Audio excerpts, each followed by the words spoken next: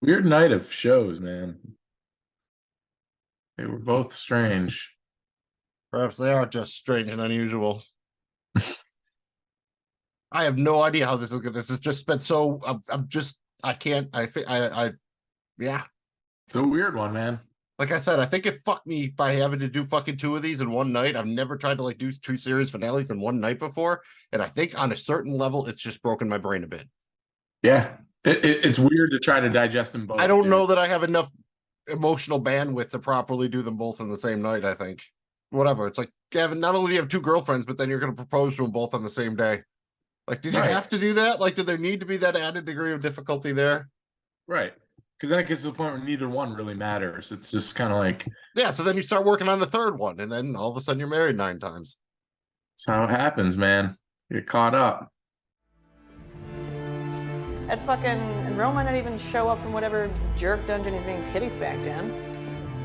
You've fallen in love with our scheduling opportunities. Uh-huh. Hey, sir, pardon me. Welcome to Suc10, where where we usually break down episodes of Succession in 10 minutes. But this isn't any ordinary episode. So I have something huge. I'm one of your hosts, Jamie G. Esquire the Fifth, and I've got a great set of face eggs, if I do say so myself. And I'm here with Magnum to break down the 10th episode of Season 4 of Succession, the series finale, titled With Open Eyes. How are you handling the end of Succession, Mills? I mean, seriously, I don't think I've ever seen you move this fast. Jamie G, to be honest with you, man, I'm pretty sure that my testicles are on fire, but I literally haven't had time to check.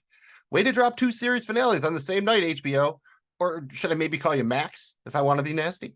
I am Magnum Mills. Thank you for checking out Suc10. That's SUC, the number 1, the number 0. Find us wherever you get your podcasts. Find us on YouTube. We are presented by Regular Dudes Watch Stuff.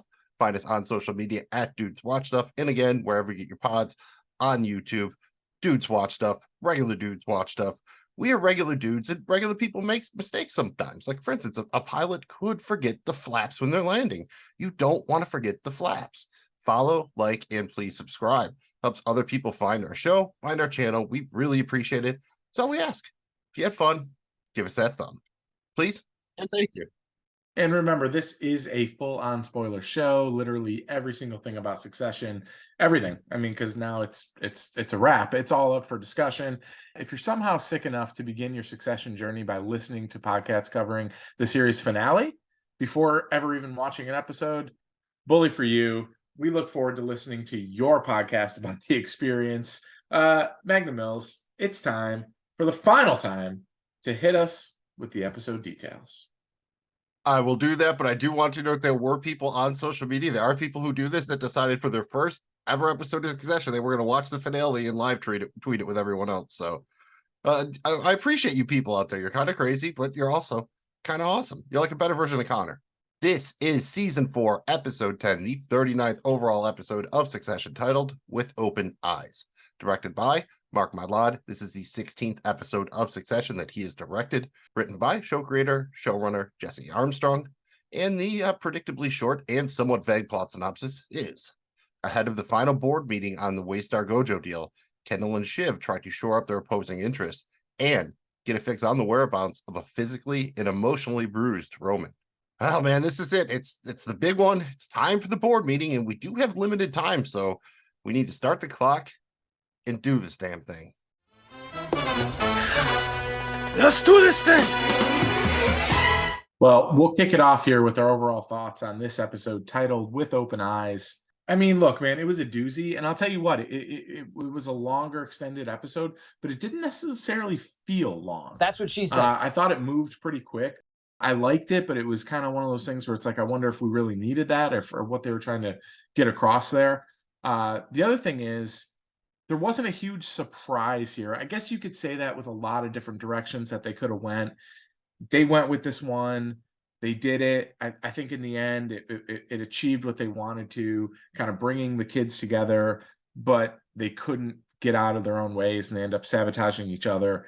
And that's exactly what happened. It just felt more like kind of like the end of this season, and they're going to come back with a new season. But they're not. It's over. So, I'm still digesting it, Magnum Mills. Overall, I thought it was a great episode of television. Again, there's Succession does so many things good, and this one had all those things in it. I don't know that it's what I personally wanted, but I think over time I'll grow to appreciate it more than I do maybe now. But it leaves me wanting more. Let's just put it that way. And maybe that was maybe that was intentional. I think you do generally want that feeling with a show that you would have wanted more, that, ideally they left while they still had a little bit something to give. They don't go out at the absolute bottom or something like like an athlete who hangs on way too long or whatever. Definitely not the case here. I do definitely have to point out once again, it's a masterfully made episode of television, despite it running 90 minutes. I mean, production quality looks great, as always, sounds great. The acting is absolute top notch, best in the business. So all of that is great. It kind of like you, I don't really have a problem with the finale. I think it more or less went as I expected. It's like, all right, a non-Roy sibling sits on the throne, check. Connor gets cucked, check.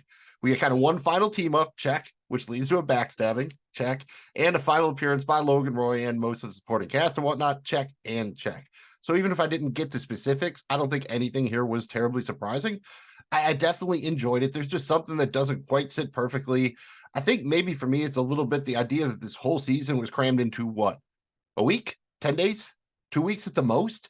I think the time frame just messed with stuff because it feels like we're only getting this tiny peek into everything.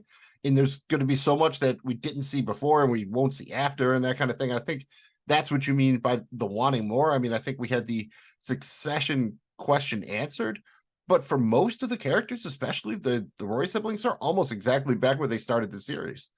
And you even kind of got that a little bit with Frank and Carl at the end. Like, what do you think? Do you want to go another round? Kind of like it's just the cycle starting over. And again, I think that's probably the intention in, again, maybe you could argue this finale wasn't fun, but I do think the kitchen scene there, the meal fit for a king, was incredibly fun. So it's hard to even call him out on that. I guess just on some level, I was waiting for more of a catharsis or an emotional release or something at the end. And you just never quite got it, right? Maybe even a little bit similar to the, minor spoilers for The Sopranos. I'm not going to be specific, but I think in that show, sometimes just because of the particular note it ended on left people maybe feeling like there was another shoe to drop or something like that. And I think there's a little bit of it here, right? Yeah, especially with that final scene on Ken, kind of as he's kind of just meandering around the park, a lot like Logan used to do, honestly, with Colin kind of following him a few feet behind, as he just ponders kind of what's his purpose in life, right? And I think it kind of came to full fruition for him as he realized as he went down that elevator that everything he had, everything that he was meant to do, his whole entire life was gone. And that's a big deal, and it just kind of leaves you wanting more with such a critical, character here with Logan, and to a certain degree, he's going to take it harder than Roman, and Shiv kind of wins, but not really, so it's kind of like, we're left with kind of like where Ken is as he just kind of wanders through, man. Is that going to be his life? Like, it just feels like there needed to be a little bit more closure there. Let's circle back around to that when we'll get to Kendall in a minute here, maybe. So. Well, let's start with the new CEO and work our way down. What do you think about Tom being named CEO? It makes sense. I was pretty sure it was never going to be one of the Roy siblings. That includes Connor. I think really the main candidates for me were probably Tom, Greg being the fun one, and then Frank, because he seemed to be the easiest compromise candidate, maybe if it came to that. I think it's fine. In Tom's exactly who he needs to be for Madsen, right? You got the idea, as much as Madsen protested it, he hated that magazine with the picture of Shiv kind of being the puppeteer to him. And now he's on the other end. He told Tom straight up, I want a puppet, right? So he's there. Tom's there because he will willingly go down on the biggest member in the room. So, I thought that was really interesting too. Even Madsen, I think at that point when he had that conversation, was even trying to figure out with Shiv, not only what she thought of Tom, but what she was willing to say to him about Tom, kind of. I think he was kind of, playing the angles better than we thought. I think they slow played Madsen a little bit. They kind of switch on, is he smart, is he dumb? And, I think he kind of landed looking pretty good here. We'll get to that in a minute, maybe. How about you, man? Tom, CEO. It makes sense. It's if Madsen was to buy the company, Tom is the most logical choice. And that's kind of where it was kind of like, okay, well, it wasn't a huge surprise. We see that. I think the bigger shocker would have been for the deal to not go through, and one, and then the kids kind of take it, right? That would have been the meat. But I'm fine with it. Tom will be a great CEO. He'll do everything right. He'll toe the company line, and really the control will lie with the new Logan, which is Mattson. So that leaves us to Shiv, though, man. Where is she now? That was the oddest handhold I've ever seen in the car as they pull off there. Any thoughts on her turning on Kendall at the board meeting? I mean, did that surprise you at all? It just seemed forced, why is she doing this now? And 10 minutes ago she was cool with it. I mean, any thoughts? I will say that I like the Shiv roller coaster, so to speak, on social media as the episode began. The one consensus that formed early was, all right, there's no way that Shiv is going to kind of be the winner because she's too high riding in, right? And so then she didn't win, but she didn't lose either. She kind of tied, and it ends up in a loveless marriage. I'm pretty sure that final shot of them in the car is directly cribbing from the Graduate, whether you want to call it an homage or whatever. It's like, all right, we did the thing. Now what? Are they going to be trapped in a loveless marriage with a child that perpetuates this cycle all over again? And then, Shiv is going to want her child to not make the mistakes that she made, that her parents made. And, that's a whole thing. Again, you like to bring the shows full circle, and everyone, loves talking about children and the life cycle and all that. So I think all that stuff made sense. You do get the idea Shiv finally just was like, all right, I'm going to be honest with everybody. And I love her when she's, really confident in everything, in the way she kind of took her lumps when she heard that she was out as CEO. She got mad for a minute, and then she just came up to, Roman and Kendall's like, all right, what do we do now? So I really like, taking care of business, Shiv. And, I think she was put in a lose-lose situation, unfortunately. But all things considered, I guess it could have gone worse for her. I mean, you could argue that she is theoretically best positioned of the siblings at the end of the series. What do you think about Shiv? Yeah, I think so. I mean, I guess for me, the turning on him was kind of it seemed not necessarily forced, but just kind of she was so angry about being back, betrayed by Mattson, and then it going to Tom, and then just to kind of flip on the dime like that was just kind of Let me ask you this. At what point do you think Shiv made that decision? Was she playing it the whole way?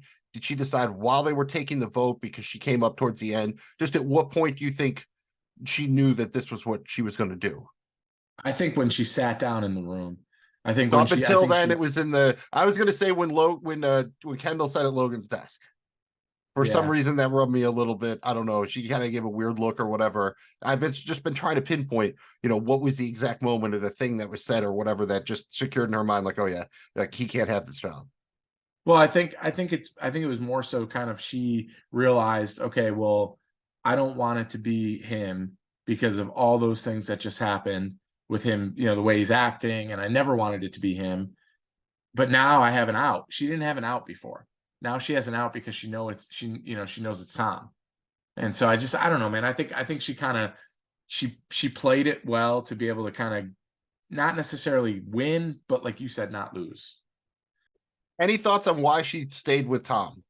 Do you think it was the pregnancy? Does she really want to give him a shot? Was it just trying to stay in the game? Any thoughts at all about why? Because I think she talked to him about giving it another shot before she knew that he was going to be tapped. Yep, she did. Because I think she's it would make it a lot easier. She was thinking for her as a CEO to not have to step in and immediately, talk about a divorce. I think it would make it a lot easier for her. So I think it was strategic, just like everything she does.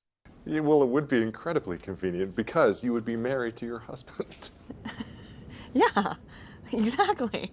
I mean, think of the scheduling. It's mess-free. Yeah, you've fallen in love, finally. You've fallen in love with our scheduling opportunities. Uh-huh. That was a move. All right. I think it was a move. And it's just easiest, Mills, before we talk about Ken Dog or Roman, any thoughts on how the Roy siblings interacted on their little Caribbean air clear? Is that the last time that they'll actually enjoy being in each other's company? I mean, this is going to be a tough one for them to kind of smooth over. Yeah, I think the best case scenario, you're looking at like a Ewan Logan situation, right? And that's maybe at the best. I think you're definitely going to get some heavy estrangement here. Honestly, though, the three of them, that was my favorite part of the episode. You get Yeah. almost 4 or 5 various scenes of them between like the kind of first initial meeting. Well, they all arrive and then they go down to the beach and then they have the dinner and then the talk after, and then the scene in the kitchen.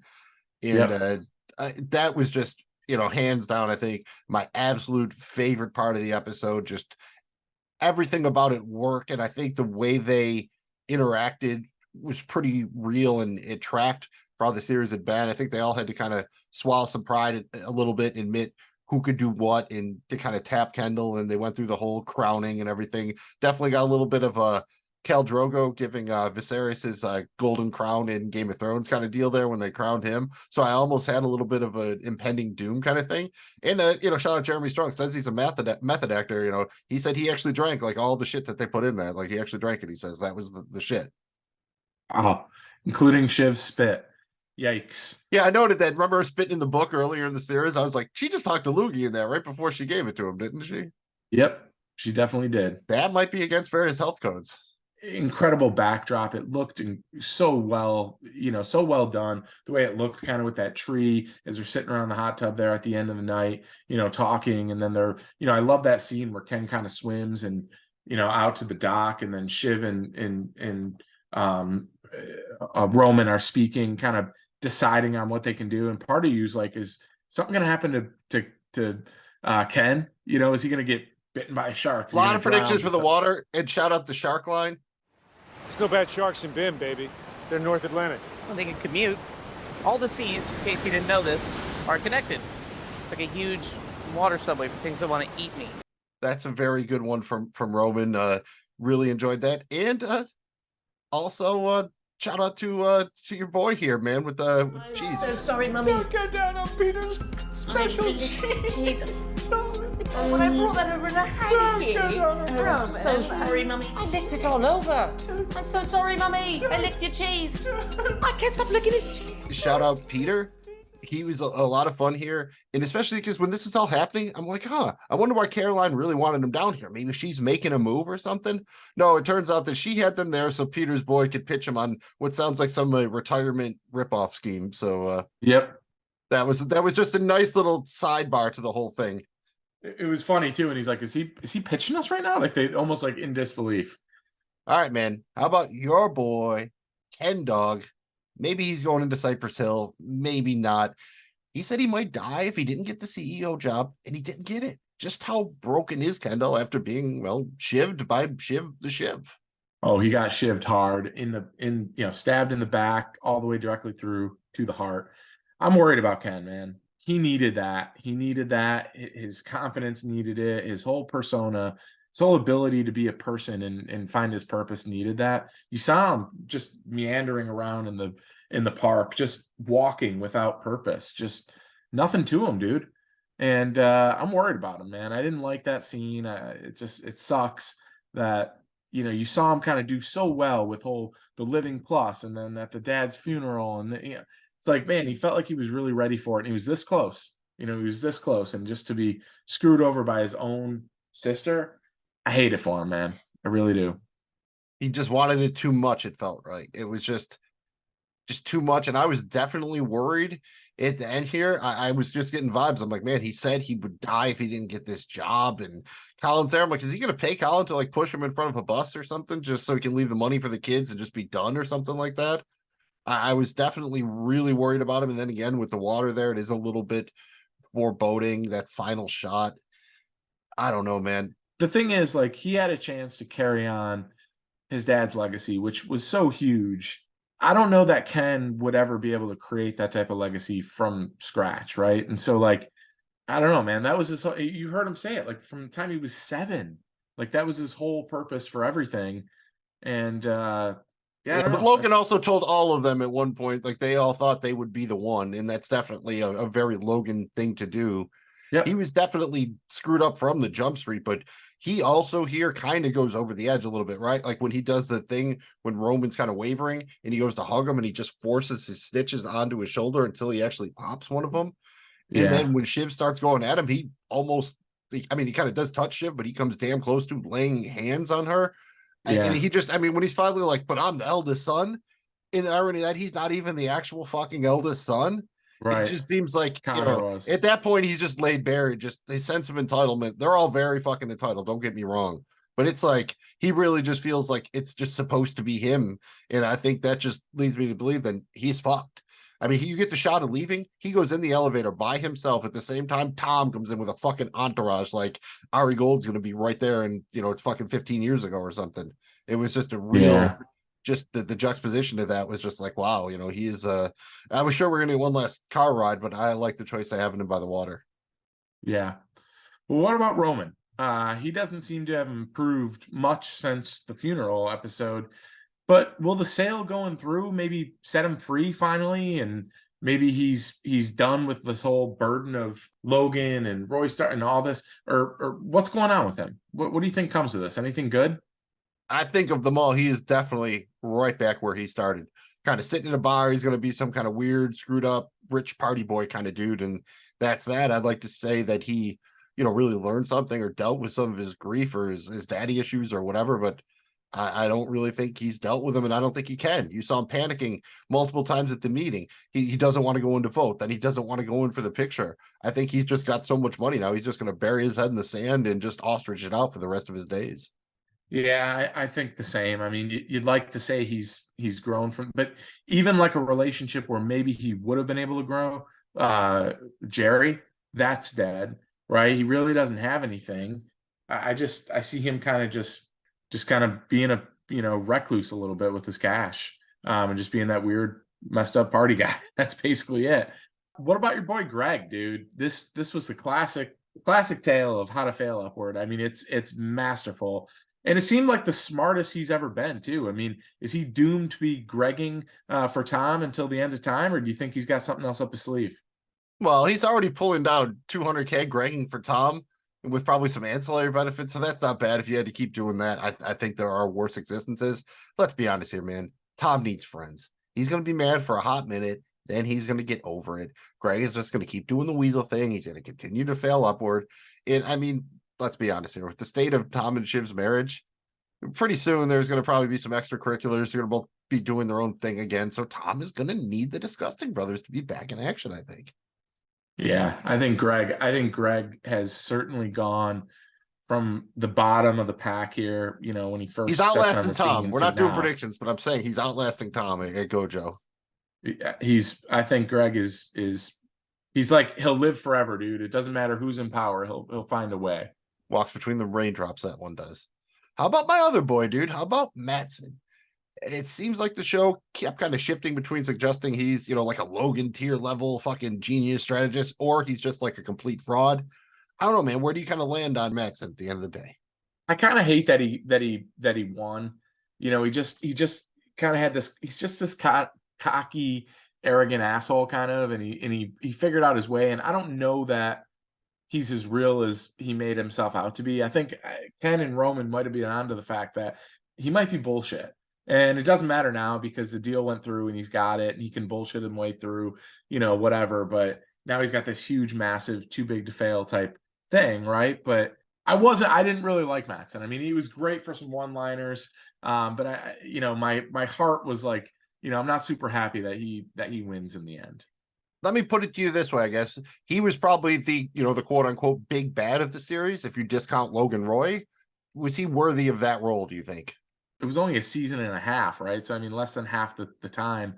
I guess maybe the reason why it works, I think, is because there's so much internal big bad between the family members screwing each other that I think that he was what he needed to be.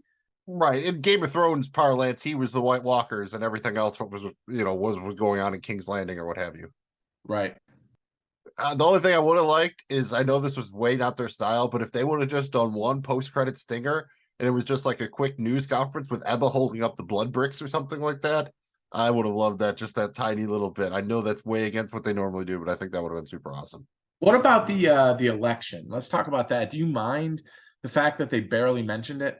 I mean, they made it such a big part of the season and everything was kind of leading up to the election. And it was a crazy episode, but it's kind of a dead storyline now, right? I mean, we don't know who's going to win the presidency. It doesn't seem to matter. It's just kind of like, it was a lot of build up to just kind of a little bit of a fizzle for me. See, that seems obvious to me. I think you've got the condensed timeline. So because of that, there was just no way to kind of get a logical conclusion because it was going to take a long time. You hear about, the courts in Wisconsin or whatever. But this most obviously seems like a storyline that would have carried over into season 5 had they kept it going.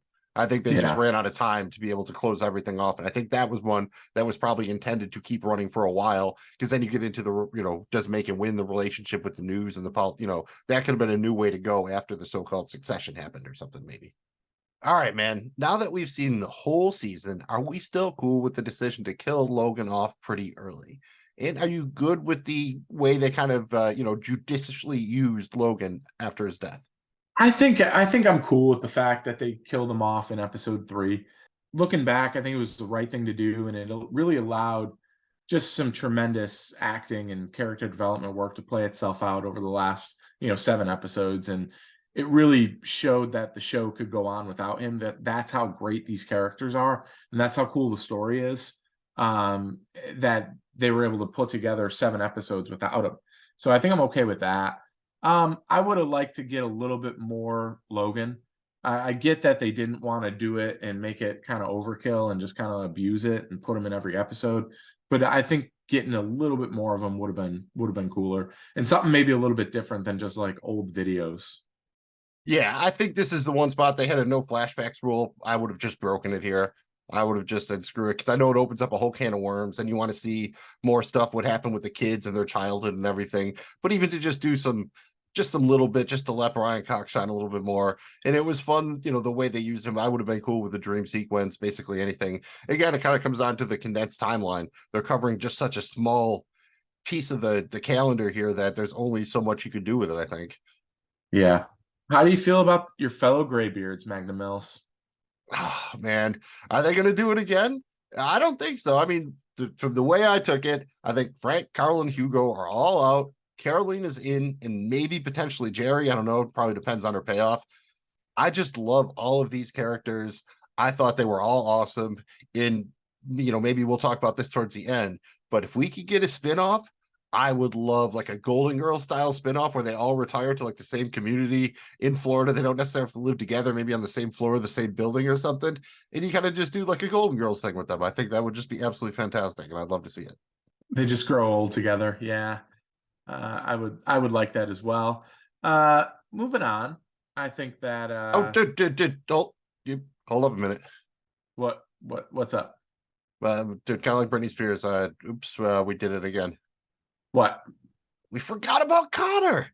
Any final thoughts on Connor and your girl Willa? Wilma. Wilma. Yeah, I'm not feeling so great about that marriage between Wilma and Connor.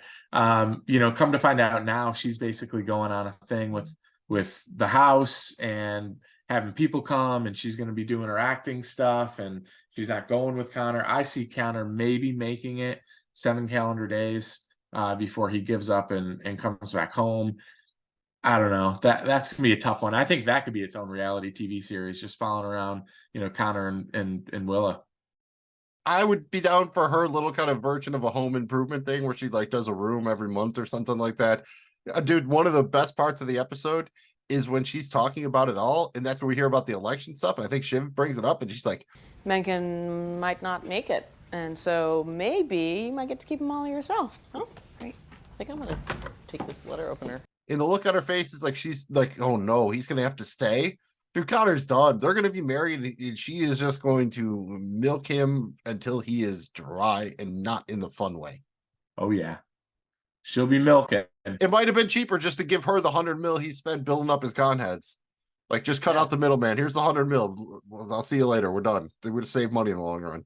The thing we'll probably miss the most about Succession is just the spectacular dialogue. I mean, shit, man. Do you know anybody who actually talks like this? It's remarkable. It's time for us each to give our favorite quote from the finale. I'm up first here, Magnum Mills, and I'm going with something kind of a little bit on the deeper note, but not, I'm simply saying he said a lot of things, and he said them to me first. Yeah, and he said it to me last. There's something to be said about this, man, because even though Logan absolutely told Pinky that she was going to be the one, and he absolutely told Roman he was going to be the one, let's not forget that the first episode of this series, he told Ken he was going to be the one, and it was Ken's day. I think there's something to that, man. And then we kind of get the last scene of the series is, focused on Ken just kind of getting robbed of it a little bit. Oh, Jamie G, I am going to take a little bit of license here and say, like, you know what? This can't really count because it's actually not Kendall, but it's Shiv and Roman talking about murdering Kendall and then pretending to be him and doing their Kendall voices. You just try to murder me? Dude, that is so not actually what you're meant to do, and it is not a good thing to do. You guys actually just murdered me. You guys are the worst. How dare you? That wasn't really a quote and it doesn't count. And you know what else probably doesn't count? But people said words and I laughed harder than I'd maybe laughed in forever. And that's when Roman decides to lick Peter's special cheese. Sorry, Peter. Don't lick Peter's cheese! Oh my god, that is So gross. I'm so sorry, Mummy. Don't go down on Peter's special cheese. But if you had to go with a quote, I'm glad you didn't steal this one from me here. And it's, of course, when you got the Roy siblings going at each other, and Shiv says, You grabbed the crown and pushed me out. So I don't know why I'm the cunt here. Cunt is as cunt does. Amazing. Wow, Cicero on the wheels of steel. I played it better. So why don't you take it like a man and just eat it? My, what a lovely evening on the terrace. other than that, Mrs. Lincoln, how was the play? This is crazy, but it's our last burn ward ever. Just how bad is it, buddy? Break it down for us.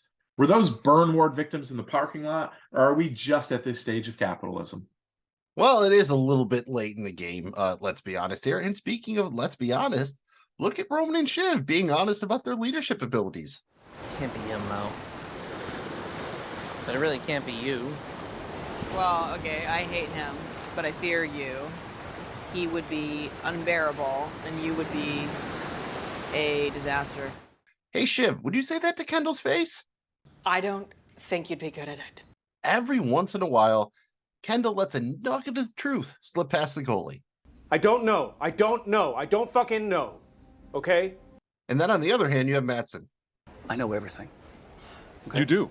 You do, man. I do. Yeah. But does he? I mean, he played Shiv perfectly, right? Mattson took me seriously. Or he played you like a big fiddle. Like a pregnant cello. Honestly, man, it's kind of odd that Kendall would try so hard to get this particular job. I don't know, man. It's a fucking horrible job that clearly kills you. Hey, Kendall, while you're at it, what do you think about Stewie? You're a grilled cheese with a suck dick. Gotta love the episode because Shiv comes in hot and she's got everybody in her sights. First, it's K-Dog. He's wonked. So that means we got Kendall in the trunk, all trussed up and ready to fucking bake. Then it's Roman. That's fucking, and Rome might not even show up from whatever jerk dungeon he's being pity spanked in. And finally, Tom. He is very plausible corporate matter, but he's also just a highly interchangeable modular part. And I would say that to his face. Actually, Tom gets a double barrel here. Tom will honestly suck the biggest dick in the room. Hey, Caroline, what do you think about Peter's special cheese? I made that mistake myself. His special cheese, he gets really boring about it. Sometimes. I think his parents genuinely enjoy dunking on Roman. I couldn't look at it when he first arrived. At least Caroline seems to be honest about what the kids think of her. It's nice to see you've got something to agree about, besides what a terrible mother I am. Oh, well, we'll never disagree on that, Bob. Yeah. I'm sure. Holy shit, dude. I think Roman figured out how Logan could have been a better parent.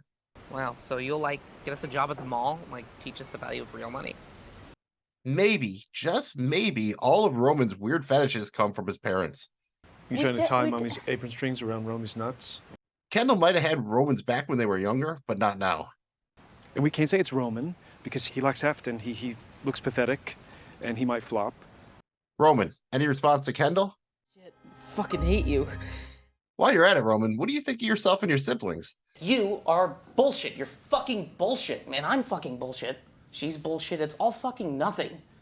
Man, I'm telling you this because I know it, okay? We're nothing. Gotta love how as soon as Tom gets the good news from Mattson, he immediately shits on Greg. You're gonna get castrated on pay, like decimated. But And he keeps it going with Hugo in the end. Let's chat. I got you. where's Carolina? Carolina? Hey, Frank and Carl, any thoughts on Tom as the new CEO? What do you think? I'm thinking we should have slit his throat in the cradle. Well, it goes without saying. Hey, Tom, any response to them? Frank, dead. Carl, dead. Really don't need those two old cunts on my shoulder. Man, you good to move on, or do you have to do the fabulous thing here? Yeah, I'm drinking, man. Give me like as quick as the tick of a New York minute, all right? Well,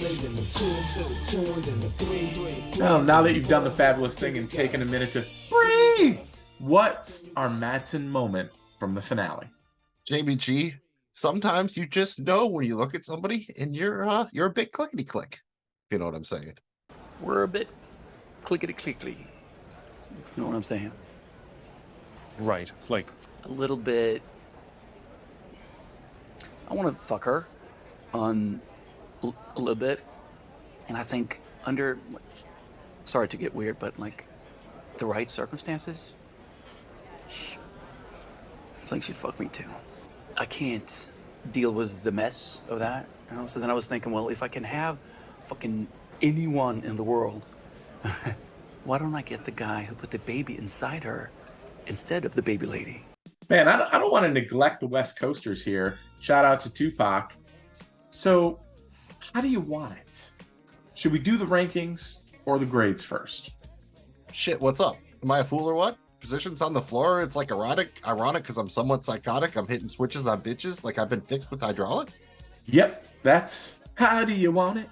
I guess you passed on deciding, so you know what? We'll go with the final edition of the Roy rankings. This is literally the final countdown. So, Mills, you have to deliver the full Monty here, the entire Fantastic Voyage extended mix version of the final Roy rankings. You just want to see people getting out of the trunk for 7 minutes. I mean, nothing wrong with that. Yes. All right. We wound up ranking 26 characters. Going to try to move through these fairly quickly because that's a big number. I know math.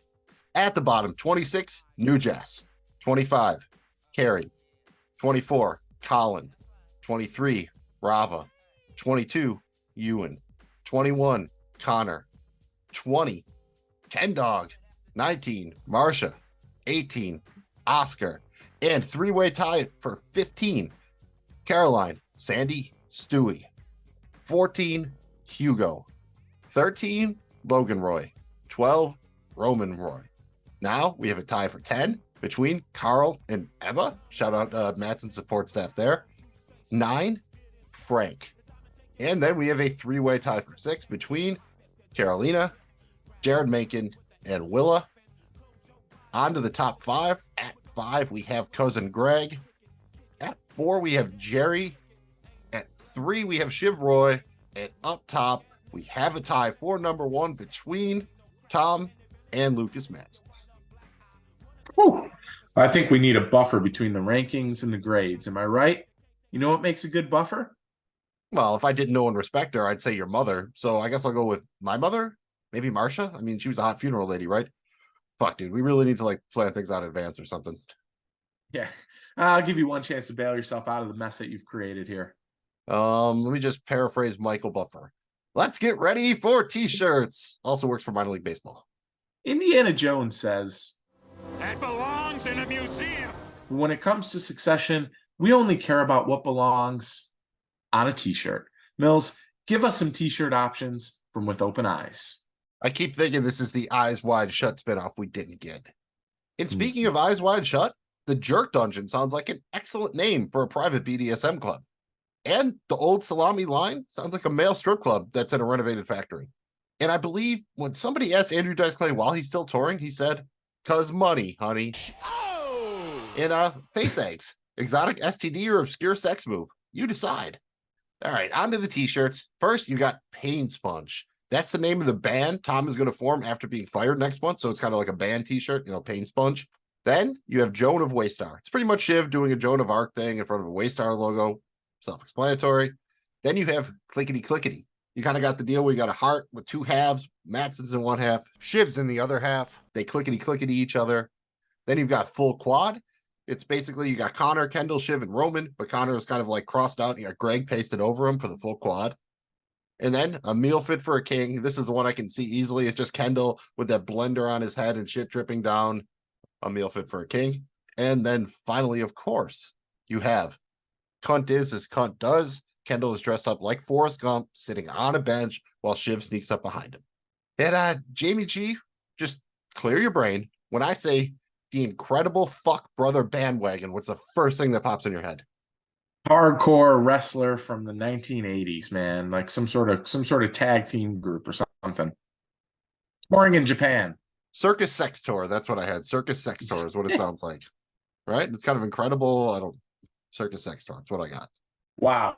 Well, consider the bush beaten around. It's time to give a grade to With Open Eyes, the series finale of Succession. I think it's fitting that we grade each episode on a scale of 1 to 10. Shivs in the back. For this one, man, I'm giving this a solid 9.2. Shivs in the back. Really good. Again, I love the show, and it was everything that you love about it. Just an outstanding episode of television, and it didn't feel like 90 minutes. It kind of went by pretty quick, and I think that tells you, and you're left wanting more. 9.2 Shivs in the back. I'm going to be finally going up on you, and I'm not even going to prices right you. I'm going to like double McGum you. Going to 2 up. Give me 9.4. Shivs in the back. It's a good shivs. Like you took time. You got a workshop in your garage, that kind of thing. It's just not like a toothbrush and a piece of sandpaper or something in prison. Got to know my shivs. High quality shivs. You know my shivs, baby. And dude, this is making me sad because right now we normally give our predictions, but there are no more predictions left to give. Let's have a little fun. JBG, pitch me your favorite Succession spinoff idea, not counting my Golden Girls gem. The Shiv divorce, the Shiv and Tom divorce would be a great one, but I'm actually going to go with the Kendall alternative company, where he tries to just basically make Tom and Shiv's life a living hell. Like when he goes like crazy in that season where he's like playing Nirvana, Rape Me and stuff, and he's like just he's on one, dude. Have him be that guy where he just gets like a bunch of private equity money or uses his own money and tries to just start like a competitive channel to just mess with them. I think that would be funny. Well, if you just let me pee real quick and polish your pitch, I'm just going to say have him do a dirty work thing, where he does like a revenge for hire business with an ultimate goal of getting back at Shiv and Tom.